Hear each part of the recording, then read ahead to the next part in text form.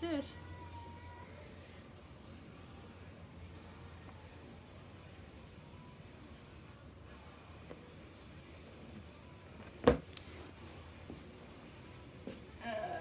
So I'm gonna talk to y'all while I clean my garage, because all of my traveling stuff is kind of just dumped into my tool section and it looks terrible.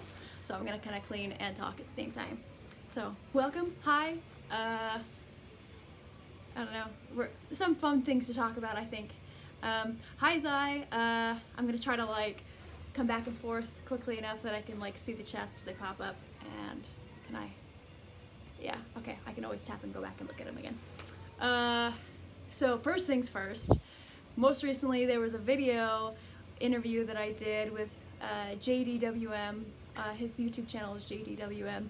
He has a YouTube series called Behind the Visor, and he asked if he could interview me for the series, and we filmed that last weekend, and it's live. It's on his channel now.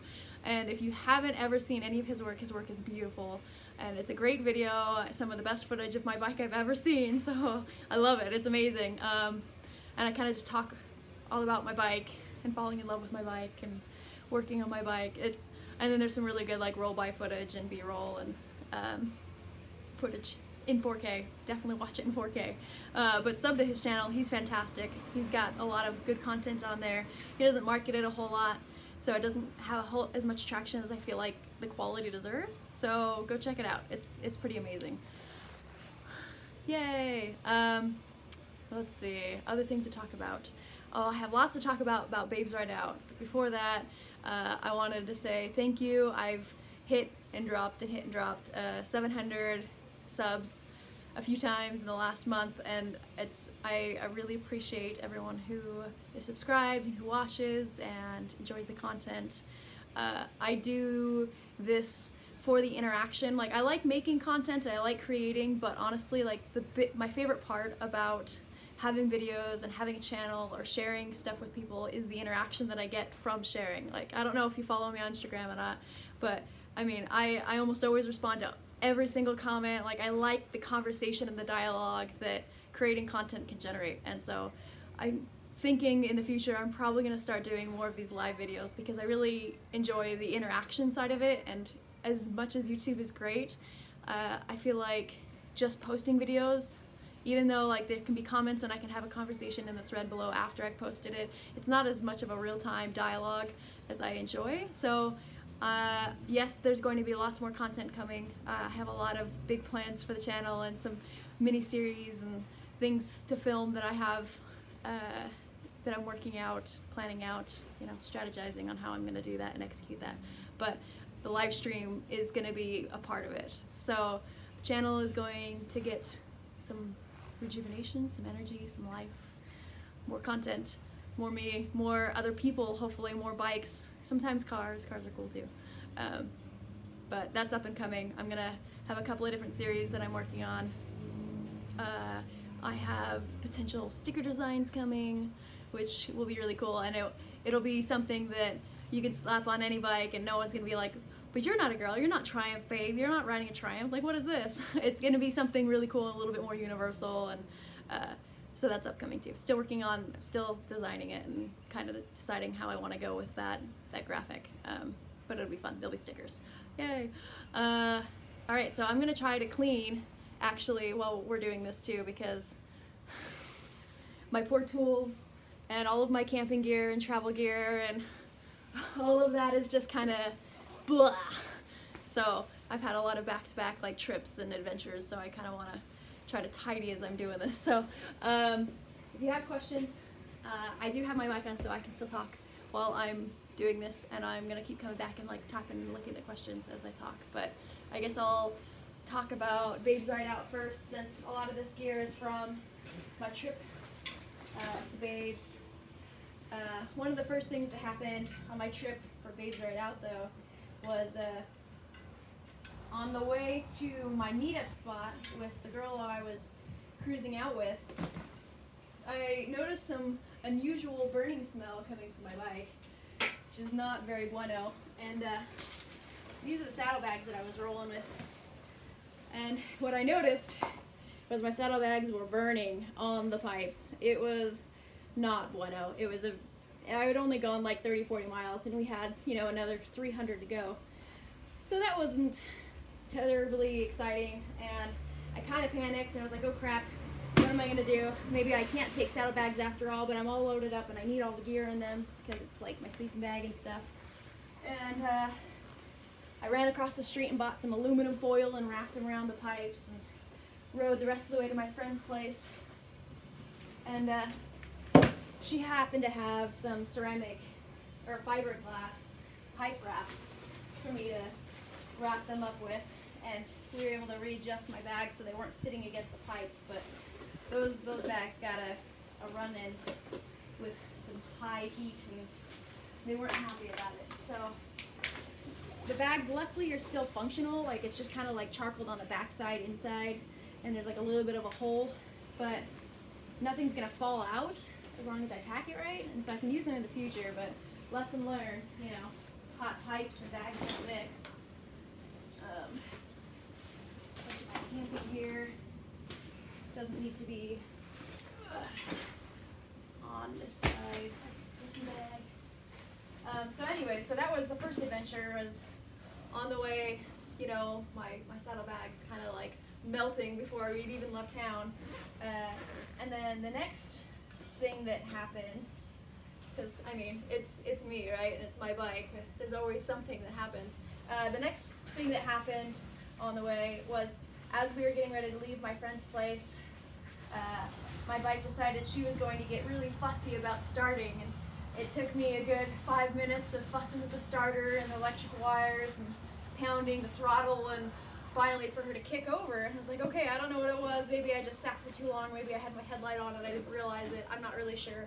Whatever. She's on. She's running. She feels fine. She ran great all the way until we got to, we stopped in Tonopah. Well, just out of Tonopah, which is only just outside the town of Phoenix, the city, the valley, metro area of Phoenix, by about maybe 15-20 miles. It's not that far. We stopped there because we had planned out all our gas ups, because my friend was on a Harley that had a smaller tank, and so we wanted to make sure that we leapfrogged to the right spot specifically so we could minimize how many stops we needed to make. And we get to Tonopah, we stop to gas up. We see a bunch of girls there who are also on their way to Babes Ride Out, and they're coming from Texas, I believe. Didn't know who they were, said hi, was really excited, and got kind of silly and goofy. Was like, hi, we're going too, this is awesome. Do I know you? No, probably not. Okay, well, hi, have fun riding. And then got my snacks, and we just kind of casual and thinking about waiting for our friend Kathleen. Well, she's trying to see how soon she'll be done with her previous engagement before heading out to the rest of the way, and it turned out she was going to be later. And so we go after gassing up to leave, and my bike does it again. She won't start, and no matter what we do, she won't start. And so we're like, crap, maybe I do have a dead battery, because I've had issues recently with my Shirai battery. I had one go dead on me actually just this summer, after having it for only like 8 or 9 months, which is really weird. And so it would be under warranty, and we fussed with it and tried a few things, and nothing was working. And so I had this awesome friend who lives out in Tonopah but happened to be in Peoria, who swung over by Cycle Gear in Peoria, and picked up another Shirai battery for me, full price, everything, and drove it all the way out to us. We plug it in, no dice, so it wasn't the battery. At that point, I was like, crap, what do we do? And do a barrel roll. Okay. I don't know how to do barrel rolls, sorry. And so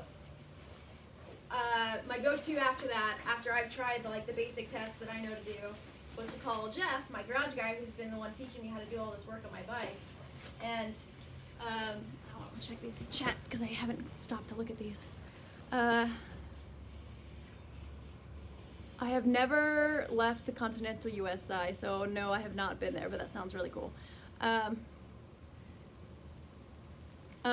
Anyway, so, what was I saying? Oh yeah, so it wasn't the battery. I called my garage guy, and he's like, okay, well, what's it doing? And then ran me through a few tests, and we tested a few things, and checked all the switches, and made sure the lights came on, and tried turning on with like various like kickstand up or kickstand down, or just a couple of like basic tests that you test to see, okay, is it somewhere in the electric, is it spark, is it fuel, because those are really like the two main reasons why an engine wouldn't start. No, I don't have a Jeep, I have a truck. I don't know, this is my brother's box. This is my brother's house, and this is his, he works for a dealer, so he gets cool stuff randomly all the time. So anyways, and one of the tests he had me do was run into the store, because it was one of those truck stops, and buy some starter fluid and spray it into the air intake and try to turn it over. Well, I did, and she turned over, which if basically, like, that's a really easy test. This was all new to me at the time, and it was very educational, but an easy test to figure out if you're having no spark or a fuel problem is take starter fluid, spray it right into the air intake and see if it works. And if it catches, if it turns over, if it turns on, it's not a spark issue because it just turned on. Because you added starter fluid. Starter fluid is like, the term that Jeff used was, it's like an ether. It's not fuel, it's like straight, like ether, you know, and it'll ignite faster than anything else. It ignites like with the smallest of sparks. And so since that worked, that means basically I was having some sort of fuel issue.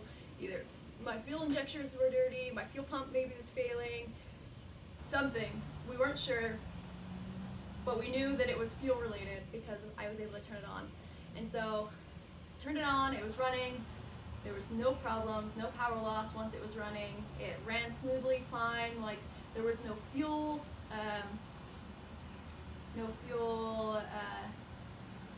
restriction happening once it was running. So whatever it was just enough to prevent the fuel from providing enough fuel to turn over. And so the recommendation from Jeff, buy a ton of starter fluid and use it every time I have to turn on for the weekend. Try to limit how many times I have to do that and go to Babes anyways and enjoy my weekend. I paid for the weekend, I requested time off.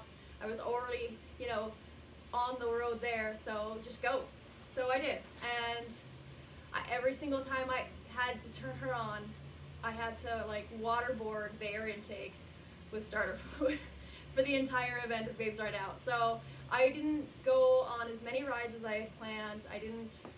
One of the suggested route trips they send is the Salton Sea. So, and that's like a 300-mile round trip loop around the Salton Sea, which is south of Joshua Tree. And I had every intention of doing that. I had seen it on the suggested routes last year, and I was like, oh, that one looks really good, but I want to plan it out and be ready for it. And because of the starter issue, I was just like, you know, I'm not gonna go, I'm gonna hang out at camp. I'm gonna meet girls, I'm gonna hang out, I'm gonna nap in my hammock, I'm gonna party at night. I'll go get breakfast maybe one morning, or go like zip around one morning that doesn't require more than like one starter fluid start to get there and gas and back. But yeah, so I only did about 700 miles this year for Babes Ride Out, there and looping around the little bit that I did and then back. And it's not, I was looking to crack 1,000 easy and I didn't, so that was a little sad, but I was happy that I was still able to go and for the most part enjoy the event. I mean, napping in a hammock in the middle of the desert sounds great though, right? Like, it was pretty nice. So yeah, Babes Ride Out, fantastic. Again, every year I feel like they learn enough to tweak it just a little bit more to make it like, this is Babes Ride Out, yay! Every year the event gets better and better. They tweak something here or there, they add a little bit of this or a little bit of that, or fix something that was lacking from the year before. They just do such a great job of just perfectly tailoring this event to the people who go and love and want to be there. And it's such a, you know, huge event with so many people and so many different kinds of people that, I don't know, the diversity, it's kind of funny actually. I made the comment earlier at Babes how most of us girls who ride, we're such a kind of a rare breed in and among our daily lives and aroundabouts where we are. but then we have a big camp out with 2,000 of us out in the desert, and all of a sudden we're not well, I mean, we're all unique individuals, of course. Like, we're all really awesome, interesting, like, we do our own little things. Everyone has their own little story and adventure that they're on, and it's really cool and exciting. But you get us all together, it's like, oh wow, I'm suddenly surrounded by like-minded girls and girls who are just like me, like 2,000 of us. You never see you never see that at home. Like, sometimes we can get a small group of like 10 or 20 girls together to go riding, but coordinating that much of an effort with so many people and everyone's busy lives and the distance you have to go and reach to get that many girls together, like, it just doesn't happen. So being around 2,000 of us is just mind-blowing, and it's kind of like being someone who's interested, like, imagine like you're a fan of this obscure band that very few people have ever heard of, and it's your favorite band in the world, and you just love this band to death, but you're one of the few, like, you only know like 1 or 2 other people who live nearby you who would go see a show with you or something if they ever came to town. And imagine you traveled, you know, hours and hours away to go to one of their concerts, and all of a sudden you're at a concert and you're surrounded by people who love this band, and you're just in that like heartwarming like family community all of a sudden that you didn't realize existed because it's just so thinly spread out across the world. And that's kind of what Babes Ride Out is like. You know, you're sometimes, you know, on the day-to-day riding around, everyone's like, you're a girl and you ride? Like, that's so unique, that's so different. I've never met any girls who ride. And well, and for me, I network with girls, so it's always kind of surprising when they say that, but at the same time, like, it's just so common for people to be surprised about it.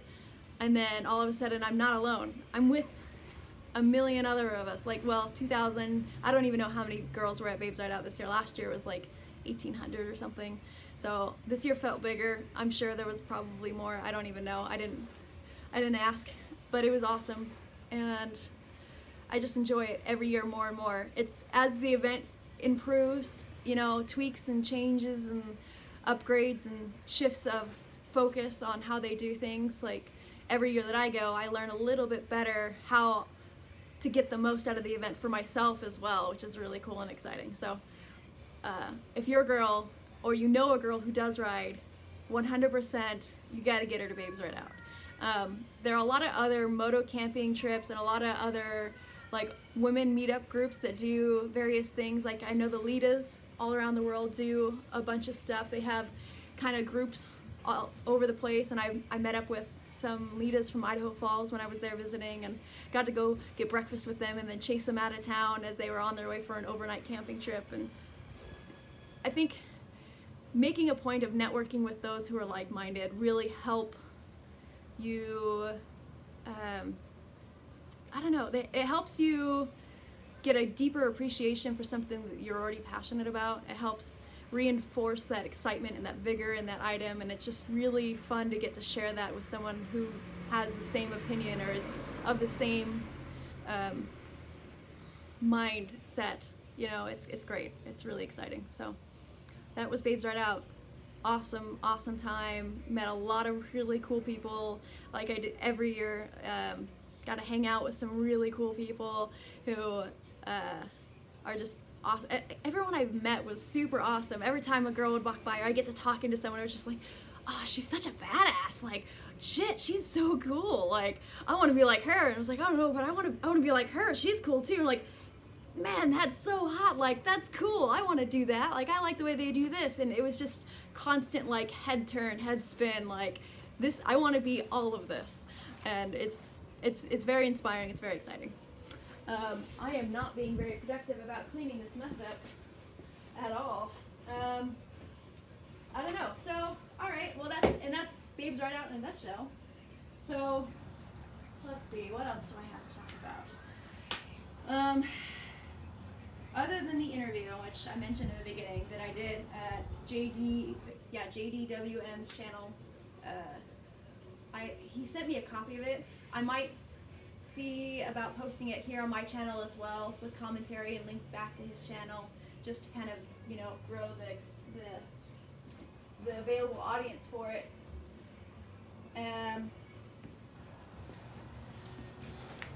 Let's see. Thanks, Charlie. It's exciting. Like, think it's like the Coachella for biker babes. Like, it's just amazing. Let's see, what else? This morning I went to the Chandler's new Cars and Coffee with my cousin David, who also rides. He's on a Honda Shadow. It's pretty cool. And it was nice, you know. The bakery did really good about excellent customer service. That it was in that shopping plaza. There was a pretty decent sized turnout, especially for it being its first time. I saw some pretty cool cars there. There was this Jaguar F-Type, and there was this Aston Martin, which, I mean, you don't see Aston Martins out in Phoenix very often. There was a Viper, no, two Vipers. I saw at least 2 Vipers. There's an old Corvette. There was a couple of old Corvettes that were really, really nice. A lot of Civics, a lot of really custom little drag cars. A little small for a turnout. Not a lot of bikes. I would say we had probably less than 20 bikes there. 1 Ducati, 2 of us Triumphs, me and Joy Goddard, who does amazing photography, by the way. If you ever get a chance, go look up Joy Goddard's, her work. She is a really awesome speed triple too. And then Kawasaki's, lots of Kawasaki's, a couple of Ninjas, a couple of 650s. I don't even know what the model types are for the rest of them. I don't normally look that closely. Lots of green Kawasaki's. They're all sport bikes though. And then there was one, I think it was a Harley that pulled up. It was on the other side, but it was cool. There was a decent turnout. There were quite a few people there. I'd like to see it expand. I like the idea of having, you know, East Valley, like a Southeast Valley, Cars and Coffee, just because the valley is so big and a lot of people won't go to the one up in Scottsdale just because it's so far. They may need to change venue locations just because there was probably only, I don't know, there was maybe a few hundred people, and the one that happens first Saturday of the month is usually really big. This one filled the space that we had, but that was still only a few hundred people, and the rest of the parking lot was part of, there was like a Goodwill in the parking lot, which is already open, and the parking lot was fairly full of people who were shopping. Maybe it was one of those half-off Saturdays, but it doesn't allow for a lot of expansion or growth for the event, which isn't very appealing or enticing for new people or the word to spread for this to come for more people. So they might have to change venues, but it was nice to have a Cars and Coffee that wasn't like an hour away, so that was cool. Weather's getting nice here at Phoenix. Oh yeah, so channel stuff though. Hi Charlie. Yeah, of course I've wanted another bike. There's so many other bikes that I've seen and I'm like, oh, this is cool, or that's fun. Most recently, I was hanging out during Babe's Ride Out actually. Alicia, Moto Lady. I don't know how many of you follow Moto Lady, but if you don't, you absolutely should. She's probably one of the most badass girls that I've ever met. She has a Honda, one of the new Honda Rebel 300s, and that toy, it looks so much fun to just be able to throw it around. It's not very big, it doesn't weigh very much, but it hauls. And we went through Joshua Tree Park maybe 20-30 minutes in and then back out, and we went in through the back way, so it was really twisty. And man, she was giving me a huge run for my money on that little thing. Was just pick up and go for the little thing it was, and it just ripping around those corners. I mean, of course, she's also an excellent rider, but something fun and kind of like dual sport like that. You know, the Honda Rebel has kind of an aggressive look. It almost looks like some of the older Iron 883s, and it has kind of like a roadster look to it or something. I'm terrible at using the right words for these kind of things.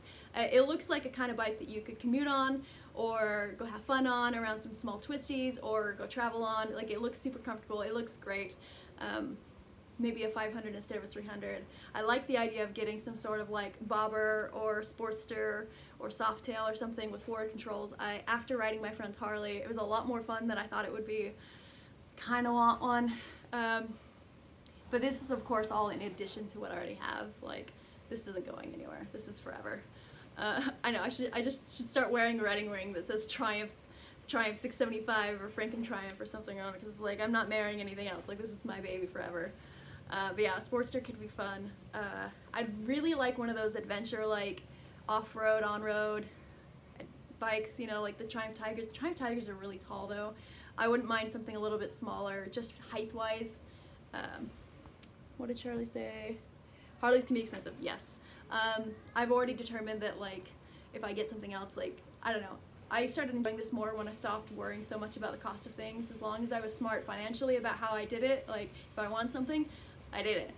And I don't regret any of it, and I think it really, like, I invested in the bike and it was great.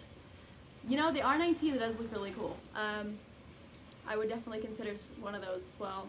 There's a lot of options out there, and honestly, I might not even want to like buy another bike. I might, well, I'd love to do, oh my goodness, there's an old Triumph T100 something from like 69 or 59 or something. It's just a frame and an engine, neither of which are functional, in Jeff's storage right now, and the goal is to eventually do like a full remodel, rebuild of it, and like classic style, you know, just beautiful, you know, build from the ground up and get it running again. And I wouldn't mind one of those either. It has this really beautiful like soft tail roadster kind of, or sportster, I'm not really sure. It's beautiful looking. It has so much potential. I've looked up some of the photos on Google Images for that same year, and some of the custom builds that have been done with that frame and engine, and it's just gorgeous. And I wouldn't mind having something like that either. Just, I'm gonna have a pony stable, and it's gonna be beautiful eventually. But you know, work up to it. Be smart about it. Maybe I'll pay off my truck first. So, yes, this mess, man. Anyways, so. One of the things I did want to talk about is the future of this channel. Right now, I've just kind of haphazardly been posting videos or just random clips that I take, unplanned, uncut, unscheduled, unstructured, and my mess is now a bigger mess. And I'm thinking what I need to do is add a little bit of schedule, add a little bit of structure to this. And one of the things, there's a couple of things I've already decided I was going to do, and I need to finish planning it and get a couple of episodes filmed and put together and edited before I start posting them. But a lot of the biggest questions that I get is about the bike, like what have I done? What exactly did I do? How did I do it? What did I use for, you know, this bit or this part, or how did I come to this decision? And so I'm going to do kind of a mini series on the bike itself, from stock to now, and then probably, you know, forecasted, you know, future changes. So I don't know how many episodes that would be. I don't know yet how I'm going to structure it, if I'm going to just sit here and I'm going to live stream about it, or if I'm going to record some footage and do some edits and like show pictures and piece together some of the old stuff that I have from before I had the channel, because I've only had this channel for like, what, a year and a half, maybe 2, I don't know. And I've had the bike for 5 years. So there's going to be a mini series up and coming about the bike itself. Originally I was going to have it be a mini series about the rebuild last summer, where I took it to the bolts down, and I was like, no, I bought the bike stock, let's start at ground zero and start from when I bought it and each and every change that I did and as I went it. So most likely, I mean, the first episode's probably going to cover everything I did before the rebuild. It's probably only going to be like a 4 or 5 episode series. I can't imagine it's going to be super long, but maybe, I don't know. Anyways, so mini series up and coming, Frank and Triumph and the build thereof. That's not going to be the name. I don't know what the name's going to be. I haven't gotten that far yet. But that's one of the upcoming kind of threads that are going to happen on the channel. Hey, what's up? Yeah, life is good. Life is really good. The next thing that I think I'm going to do is I want to do a scheduled live stream, like on a regular basis, whether that's weekly or monthly or bi-weekly, whether that's sporadic. I don't know. There's going to be like a live stream regular something, and I don't know if it's going to I'm going to start live streaming sporadically like this, unscheduled, unplanned, and I'm just going to pop on randomly, which, I mean, it wouldn't be dumb, I guess. You don't get as many viewers if you're not scheduled, but at the same time, it kind of forces viewers to, you know, turn on notifications, because then you know and you can participate in the chat. But I don't know. I haven't decided what I'm going to do with the live stream, whether it's going to be I live stream every time I go to a car show or a bike show or an event or trip or group meet or something, or if I want to do like a scheduled like Triumph Babe discussions and discuss topics on a regular basis of whatever, or like Q&As and like ask me anythings or something. I don't know. I might do a little bit of all of those. Not sure yet. But live streams are going to start being incorporated into the channel just because, honestly, like, live streams are my favorite. I really like getting to talk to you guys as we're doing stuff. Like, I like this interaction. This is my favorite. So that's coming. It's happening now, actually. I just don't know what the structure is going to be in the future. So I'm sure as soon as I like map all of this out, I'll do another live stream. I'll share the map out and launch.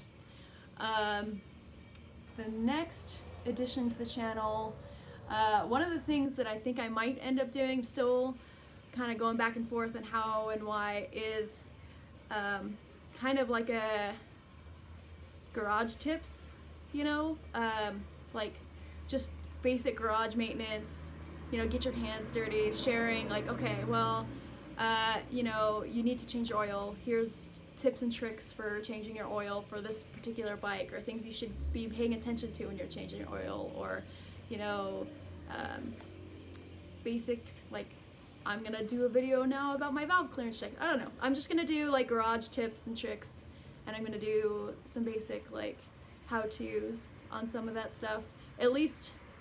And they're not gonna be like, this is the rule book, this is the perfect and exact way to do things. It's going to be, this is how I've learned how to do things, and or I'll have Jeff, you know, go over and do it with me because he's the one who's telling me how to do it. And it's just like, this gets the job done, and it works, and it covers what needs to be covered, and here's why.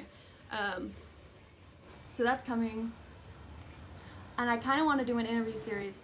JDWM and I did an interview for his channel, but before we did the interview, I had been thinking a lot about it lately, especially with how infrequent people seem to be able to find and meet and get to know girls who ride bikes. I kind of want to like show the world what biker girls are like, and how normal and how anybody could be a biker girl, and you may not even know it. She may ride on the weekends and not tell anybody. She might ride every single day, and you know about it because she talks about it. Like, you don't, we're everyday girls. Like, any girl you have ever met could potentially be a biker girl, and there are biker girls of all types. You know, there's, you know, me, who's just kind of normal, casual, and there's, you know, girls who are mothers and grandmothers who are riding. One of the coolest ladies I'd ever met at Babes Ride Out, she's a retired science teacher and has grandkids and has the coolest custom like Harley with a sidecar with this black and red leather tooling and spider web. Anyway, like, one of the coolest people I ever met, and she's just like this retired science teacher, and she's such a total fucking badass. And I think I'm gonna try to do like an interview series, and just like the real biker girls, you know, like, and interview anybody. She doesn't have to be pretty, she doesn't have to be young or fit a certain style. Like, anybody, any of the girls that I know who ride can be interviewed, and as long as they want to, I'm going to. And I want to show the world that, like, we're normal girls. Like, any of us would be, yeah, anyways. So yes, I'm pretty passionate about that one. I'm still trying to figure out how to get that one up off the ground, and how to ask people, and how I want to structure it. Whether I want to do like an interview like JDWM did, where they're just talking to camera and kind of like pictures of their bike and them, or if I want to do like a collaborated live Q&A and then open question and answer, like ask me anything for you guys to ask them anything, because that could be really cool too. I kind of like that idea, just because I feel like I'll have questions to ask them. Or maybe what we could do is I could set up some sort of like online form or poll that would be connected to the channel, and if you have questions of things like you want me to ask some of these biker girls on live stream or in an interview, like, you know, like, how do you maintain your hair? Like, why does your hair still look good even after you ride? Like, how is that even possible? Like, you know, just random stuff. You could ask them anything. So that's coming too, and I'm gonna set it up in a way that you guys get to interact with them too. Like, I want to do an interview, but I want it to be like an interactive, because I want you to get to know them. I want you to feel connected and realize that they're cool people, or anybody can become a writer. So that's kind of where the channel's going. There's like the additional 5 or 6 different projects, ambitiously. So yeah, thanks all 700 of you and there's more stuff coming. I need to keep cleaning my garage. I'm doing really bad at this. Thanks, Charlie. Yeah, that interview, his interview was so great. I have never seen my bike look so good before, and I didn't know, like, I've never seen footage of me riding before. Like, I've been riding for, I don't know, I've been riding this bike for over 5 years. I had another bike for 6 months before that. I had a scooter for 3 years. Like, I've never seen footage of me rolling down the road before, ever.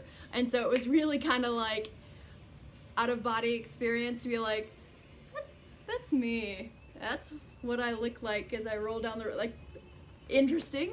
I had no idea. So it was kind of, I don't know. And my bike, like, to see someone else put together footage and have it, like, showcase my bike as gorgeously as I see it, you know? Like, I take photos of my bike, and yeah, I think they look great and all, but sometimes I just wonder if, like, I'm just not doing a very good job of showing just how beautiful it is and how beautiful I feel it is and showcasing that to others, and I feel like that video did such a great job. Yeah, Charlie, they're like Phoenix Moto Girls. There's like 300 or 400 girls in the Facebook group alone, and not all of them have Facebook, and there's a lot of them. There's like a Phoenix Litas, there's all sorts of different other groups here that ride. There's a women's MC, I'm trying to remember, I don't remember what they're called. They're like Lady Irons or something. There's a lady MC down here too somewhere. And like I have a huge resource just here in town, but as I travel, like, there are so many girls who ride out in California, and the Litas of Idaho Falls, in that small town, had like 30 or 40 of them show up for this overnight camp out to a hot springs. And so I have lots of resources, and there's lots of girls who ride, and so that's like an eternal content potential right there, because I mean, even if I did a video every single day of the year, I still wouldn't go through it for like a couple of years at least. Let's see.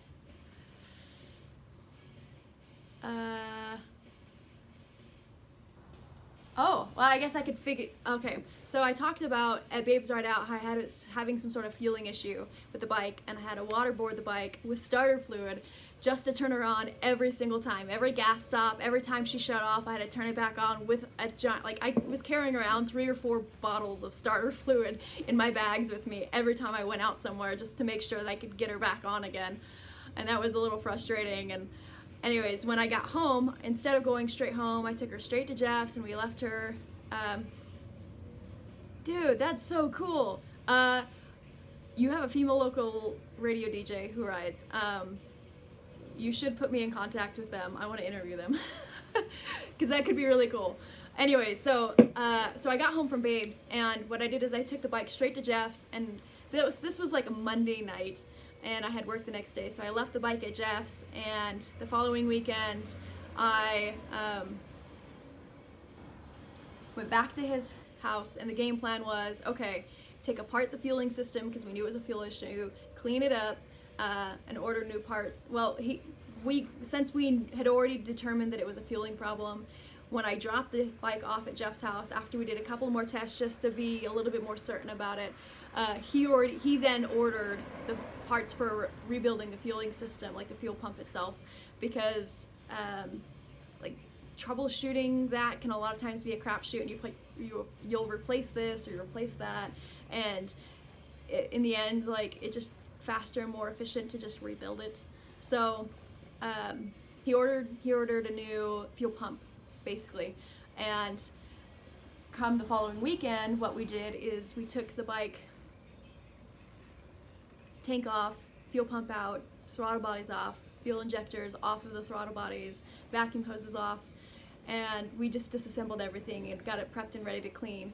And then that's all we got done that weekend, because we had a lot of stuff happening that weekend. So the weekend following, we spent Friday, I say he told me what to do, and then I do it. Like, that's how my garage days with Jeff go. Like, I don't know how to do this stuff until he tells me how to do it, and he tells me how, and I do it, which is pretty cool. So I still get the experience, I get the hands-on, and he's really good at explaining, like, how and why we're doing it the way we're doing it, and what it does, and what the different things that I'm doing as I'm doing them affect different parts and pieces, and why it makes things better. And that's really awesome. Like, I feel like everyone should have a Jeff in their pocket, because it's I don't know, it just makes things a whole lot easier instead of trying to like troubleshoot via YouTube or forums and hoping I'm getting the right information. Like, Jeff has been doing this for so long that it's really nice to know that like he fully understands how, you know, the mechanics of, you know, the electrical works and the fueling system and the mechanics side of the bike itself. Like, he understands how they all function and incorporate together and prioritize over each other, and it's just really exciting to get that knowledge from him and be learning about that myself for my own bike. It's almost all exclusively applicable to my bike specifically, but some of the ideas are a little bit more universal. So anyways, it's really awesome. So Jeff tells me what to do and why I'm doing it as I do it, which is pretty awesome. So anyways, so the weekend after Babes Ride Out, the weekend after that, 2 weeks after that, so 2 weeks ago, the weekend after Halloween is when we cleaned my fuel system. We pulled all the vacuum hoses off, and Jeff has this really cool tool that lets you use an astringent, or what's the word I'm looking for?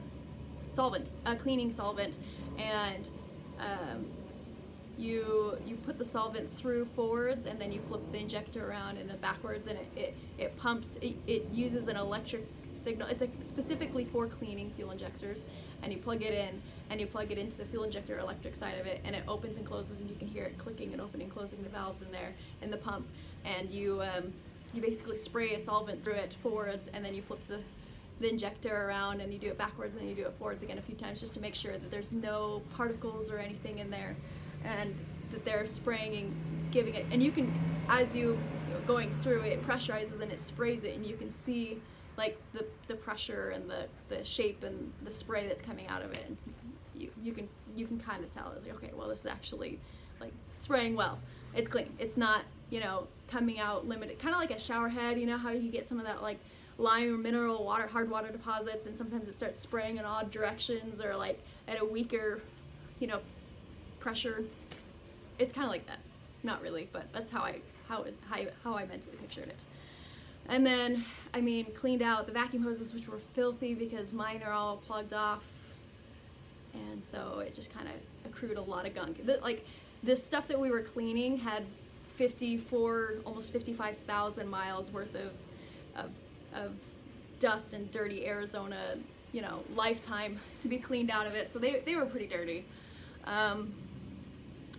Cleaned off all of the butterfly valves on the throttle bodies, and then we pulled the fuel pump out of the tank and took as we pulled it off, I'll show, this will be part of, I posted, I don't know if I actually posted any photos or not of this yet. I don't think I have, they're coming. I was catching up through Babes Ride Out, but we pulled the fuel pump out, and as we pulled the whole fuel pump assembly out, you can see where the fuel filter is. It looks kind of like a tea bag, covered in metal shavings, and I was just like, oh no, metal shavings, that's always been a big no-no, because that's how we discovered that my engine blew last summer, before last summer or whatever, it's a year and a half ago. And so we're like, okay, well, bad fuel pump. We took the motor out, and the motor was covered in shavings as well. The motor was basically slowly starting to eat itself. But I mean, 55,000 miles, it's not really unrealistic or surprising, especially since I do live in a desert, and you know, I travel often enough and I get gas often enough at unusual random stops that I'm not, there's likely been dirty gas in there or something, I'm sure. So we had a new motor, we put a new motor in it, we cleaned everything off, we got all of the metal shavings out, did a really good rinse through of everything, put a new motor into the fuel pump, and reassembled it all, and plugged all of the little, you know, electronic sides of those back together, and we plugged it and put it back onto the tank and attached it, and checked the pressure on, you know, the fuel pump to make sure it was, you know, putting out enough fuel at the right pressure, and put it all back together. And we go to start it and it doesn't start, and we're like, no, wait, why isn't it not starting? And so we used starter fluid. We're like, okay, is it the fuel? And waterboarded the air intake with starter fluid, you know, the ether basically, and nothing. We're like, well, the fuel was fixed, but now it's not starting. Spark issue? And so we tried a couple of different ways. We sprayed starter fluid right into the valves, and it didn't catch, which means no spark. So we pulled one of the coils with the spark plugs and grounded the spark plug, tried turning it over, no spark. Nothing, no spark. So we tested all of my switches and my sensors, and you know, going through the list of things. Okay, well, what is part of the ignition system circuit, and what would be preventing spark from happening? You know, the battery's fine. We charged it up, make sure it was 100%, and that was fine, and it still didn't provide spark. We swapped out coils, and it was fine. It's still no spark. Tested the spark plugs. The spark plugs were basically brand new. I put them in like 4 months ago. And like took a look at them, and they looked fine. Like spark plugs don't really go bad. You just start getting a bad connection as it corrodes on the end, because it's literally just a coil. There's not a component of it to go bad other than just corrosion. And still no spark. It was really, really frustrating. We're just like, what the hell could it be? My starter switch is fine. My clutch wiring is fine, because the assembly, the way I have it, like you push the button to turn the light on, and that basically fakes the system to thinking the clutch is pulled in. And if that light turns on, like, it's working, because otherwise the light wouldn't turn on. The start switch turns on the dash. You can hear the prime of the throttle, or the idle prime. We tested the pump of the tank just to make sure that the fuel was coming out. It was coming out just fine. We tested battery cables. We tried to jump it from the starter solenoid, and it didn't work. So it was the no spark happening to the coils, but all 3 coils weren't sparking. So it had to be a commonality, because the chance of them all going out was like 0 to none. Like you don't get all 3. But I did replace one, and it still wasn't working. So we're like, okay, something's not happening to all 3 of them. It has to be something in the circuit right before all 3 of them split. And so we're like, okay, well, what else could it? So it's got to be one of the sensors. We tested with the kickstand up and down. We you know, pushed and disconnected and did a jump to the sensor for the kickstand. You know, you can touch the 2 prongs together and kind of like arc it. We did, and then we're like, okay, the only other sensor we haven't really tested yet, because we were using a multimeter, was the crankshaft position sensor. And we're like, okay, well, it's another one of those sensors, and if the crankshaft is in the right position, if it can't tell that it's in the right position, it's not going to give spark. It's not going to let it spark, because it doesn't want to like turn the bike on if the crankshaft is in the wrong position, whatever. It just doesn't, it's one of the sensors in the ignition circuit that won't let the bike start unless it's working. So we unplugged the crankshaft position sensor plug and attempted to arc it, or we used the multimeter to get a reading to see if there was any resistance in it. And it was not providing the numbers it needed. It was like, oh, crankshaft position sensor's bad.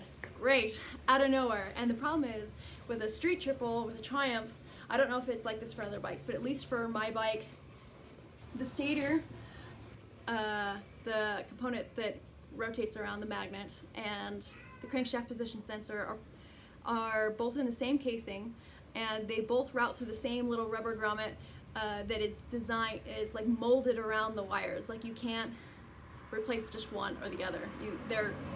They're manufactured together, and it's expensive. It's like $200 to $300 for a really good one, and I had a really good one in there, and I was like, but my stator's fine, and my rectifier and regulator are fine, and they're hardwired right now. That's fine. We could solder it. That's not a problem. But like, I was like, oh, I don't want to like buy a whole new stator just because my crankshaft position sensor went out. And I was like, okay, well, we have a spare crankshaft position sensor that we pulled off of one of Jeff's other bikes that was in his storage somewhere. And we're like, okay, well, we tested this one, and this one is good. We know it's good, but I really don't want to cut that rubber grommet in half and pull the wires from the stator out, or pull the wires for the old one out and put the wires in the new one, and try to like glue it back together and seat it, and like, that was going to be a big ordeal. It was that, buy a new one, and then I remembered, it was like, wait a second, I just pulled the old stator and crankshaft position sensor off my original engine, and we had tested it. It was fine. It was great. It worked fine. like a few months ago. I don't remember. We were doing it because we thought my crankshaft position sensor had gone bad previously, and it turned out it just wasn't seated right. The bolts had like backed out a little bit, and it was like rattling around, so we had to like Loctite it all in. But I'm guessing that's exactly why it went bad, because it had been rattling around. So anyways, we had pulled mine. I was like, crap, where did I put it? Where did I put, because I had moved like twice since I had pulled it. And it turns out it happened to be in the back seat of my truck, which was parked outside, and run over, and we got it, and we just swapped out the stator and crankshaft position sensor from my original engine and put it into the new Daytona engines. And I didn't have to buy a whole new stator, and we put it together, and she turned on, voila.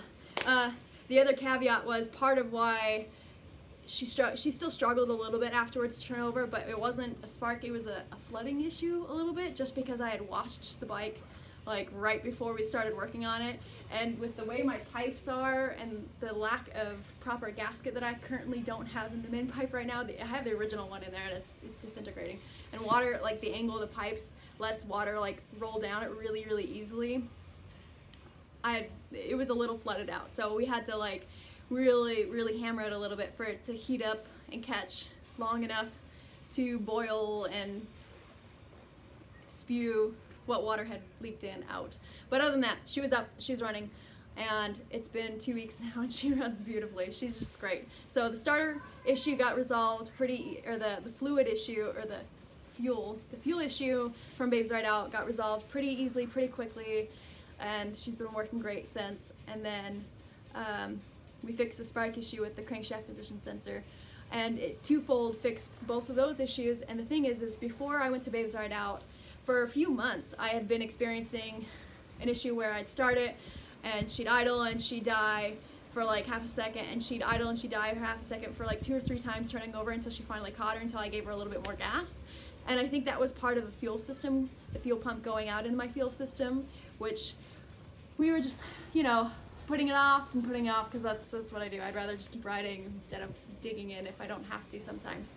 And ever since rebuilding the fuel system, like she starts over first time, first try, and no second push. Like she idles right, she kicks over, she catches fast, and it's been weeks of great riding. So it's kind of funny. A lot of people are always like, "Oh, your bike's always down." And it's like, well, I mean, I have issues that aren't really super major issues, but because I'm so in the weeds of it, and I do all the work and I show all the work that's going into getting it fixed, a lot of you take it to the shop and you don't see the half of it. And I just ride so much that it just seems to happen more frequently, but it's not more often than normal. It's just a lot of miles in between. I just put a lot of miles on a lot, like constantly. Yes, Charlie, did you get the electric condenser? I don't know, the electrical condensers or whatever installed on your bike, so it's good. Yes, let's ride soon. Yay! Okay, well, you know where I live. I know where you live, so we'll go ride. I really need to get cleaning because I do have things to do later today, but it's been really exciting. I can't believe I've already been streaming for almost an hour. Okay, well, I'm gonna keep cleaning, and if you have questions, let me know.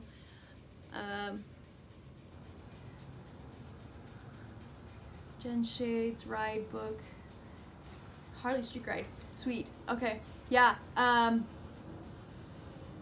Dave, I don't know if these chats that are happening in the live stream now is going to pop up or not later when the video saves to the channel. Just in case they don't, can you like message it to me or comment it on an actual one of the posts, any of the posts on my channel somewhere? I'll see it, I get the notifications, I check everything because I'm a little OCD like that. Oh, my knees. Ugh. I swear I'm not that old, but sometimes I feel like it. So anyways, yeah, that issue's fixed. She runs great. I want to get her detailed. I have lots of fun little custom, like there's always changes and tinkering and stuff that I want to do, this short term and long term. I'll eventually get to them all. So these are all bike stuff. I need to get all of my camping stuff together and out of the way, out of my bike stuff.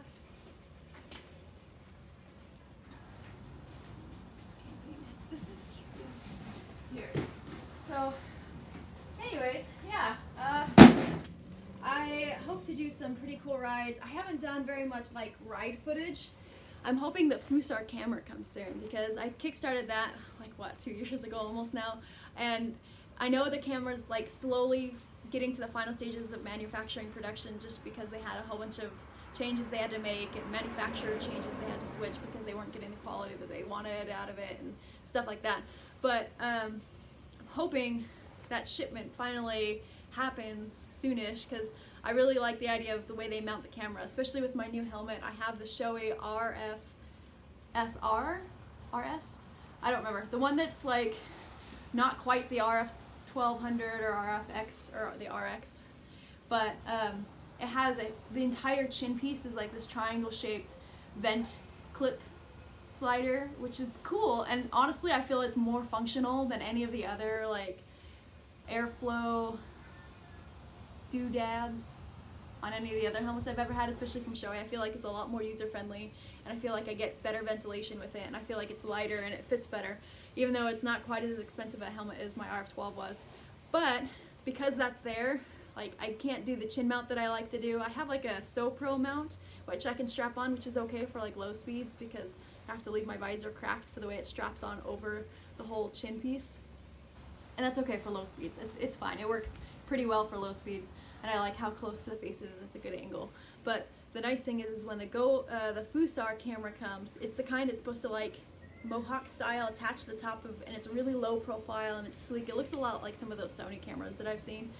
And it'll do like passive recording, which is really cool. I'm pretty excited about that particularly, but it'll be nice to get some more footage. I'm pretty sure that I've basically given up the like motovlog, like the riding and talking thing at the same time. It's just not with my pipes. No mic setup I've tried yet is going to work because my pipes are just that loud. It's kind of ridiculous, and I try not to ride around too much when other people are trying to do their own motovlogs just because like I ruin their audio. Like I love my pipes and I intend to leave them, but it also means that I'm basically giving up on real-time voice video footage while riding. I might do some footage and then do voice overlays on it, but I guess I'm not going to be a true moto vlogger, like riding and talking at the same time, but that's okay. I feel like most of the people who do that kind of content have a different content and audience than what I think I have, so I'm not overly concerned about it. I think this is more fun. So anyways, trying to think if there's any upcoming events that I'm going to. I almost did a live stream this morning at Cars and Coffee, but it turned out that I didn't end up staying as long as I was thinking I might stay, and that's okay too. I think that it has room to grow, but they did a pretty good job for a first try, and yeah. Yep. You know, one of the best parts about moto camping or moto trips is your camping gear all basically doubles for like backpacking and moto camping. Hi, I'm just getting my bike. Okay, do you want it for the backyard? Do you roll it through the house or do you go around the back? I'll just go ahead. Okay, here, I'll lift up and over because my bike's still in.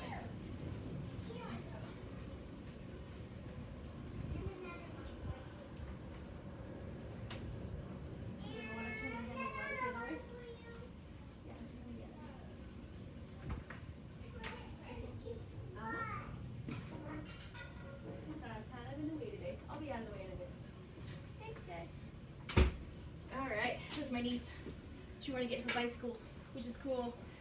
I think sometimes my nieces like to pretend that they ride motorcycles, which is cute.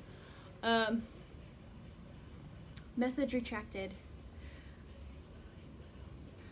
I don't know what that means, but cool. Okay, thanks, Dave. Yeah.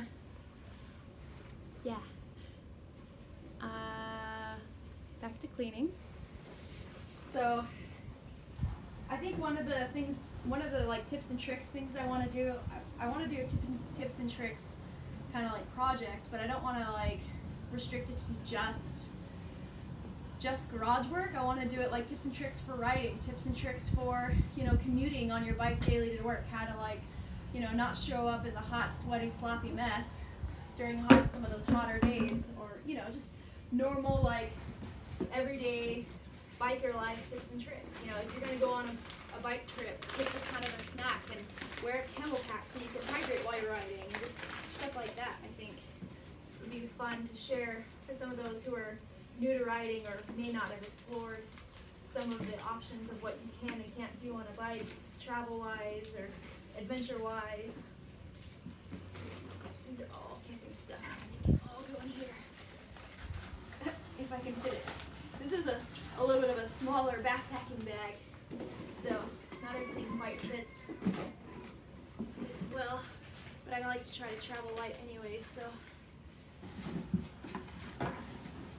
Carabiners, all the carabiners.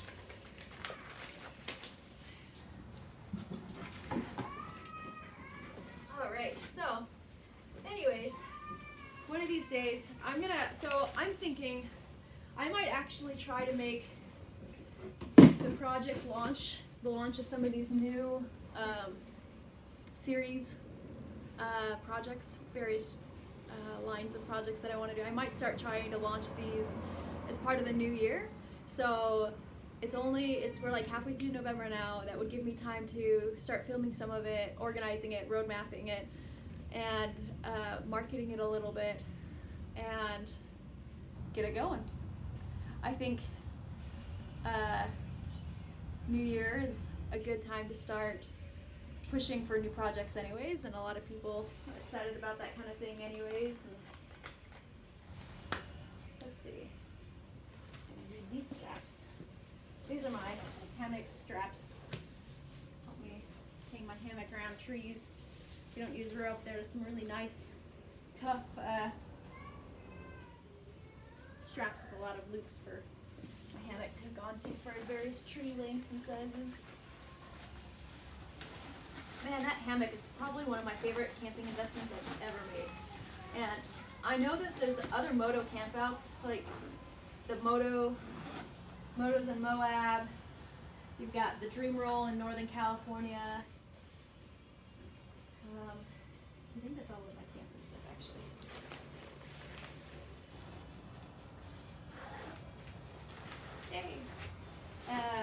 And I feel like moto camping is very underappreciated, underexplored. So if you ever get the chance to go camping, take your bike, you know, like ride your bike there. You know, pack light. A lot of these tents are really small and really easy to strap onto the back of any kind of bike. I don't remember what that's for. Ta-da! And all my camping gear is together. Let's get it out of the way and out of my tools, shall we?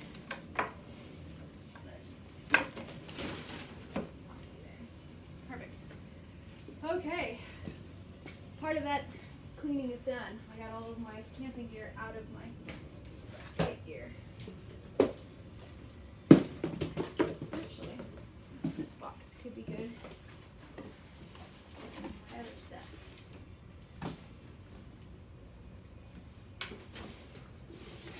Jacket liners, other liners, bike cleaning supplies, chaps.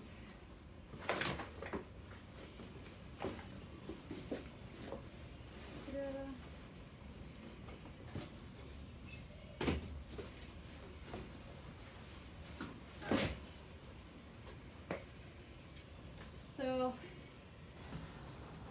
well, I think I'm about done cleaning because I'm about done being outside. So, that's the future of the channel. Thank you again for the 700 subscribers that are, you know, contributing and what's the word I'm looking for? Not inspiring, incentivizing me to do more, share more, make more content. More to come. You will be rewarded. I will probably do some sort of like Ask Me Anything stream, probably as a Christmas gift to you all. December's coming up, so in like a month I'll schedule it. I'll do a scheduled live stream, Ask Me Anything, around Christmas time. and we'll have fun with it. We'll do an Ask Me Anything. Try to keep it appropriate. We'll get fun with it, but it'll be good. Try to keep it bike related. Like, I mean, the channel's about bikes, and I don't want to like get in trouble or flagged for anything, but it will be an Ask Me Anything for Christmas. I'll have the schedule up, and it'll be on my like time scheduled live streams for future dated for December. It'll probably be pretty close to Christmas, but not too close, because I don't want to like infringe on people's family time and take away from any of that, because you know that's kind of what the holidays are about, family time. So there's not really a way for me to well, I mean, Twisted is a little, I might have to invite him just because I think it'd be fun to make him like MC. Actually, now that I'm thinking about it, that could be really hilarious. I could do an Ask Me Anything, and Twisted has to read all the questions aloud, and then I'll answer. It'd just be hilarious. Okay.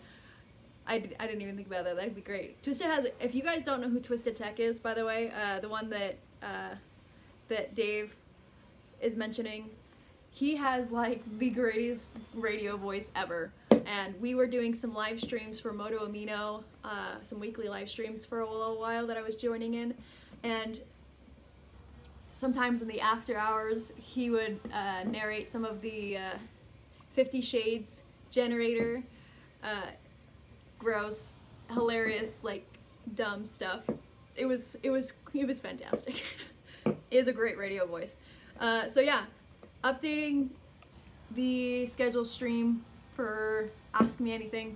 I'll do like a whole flyer announcement on my other social media channels like Instagram and Facebook. So I'll have that posted, and there's not really a way for me to share socially on YouTube, like updating plans on like project plans and when and how they're gonna drop. So if you're not following, if you have an Instagram or if you have a Facebook, follow either page.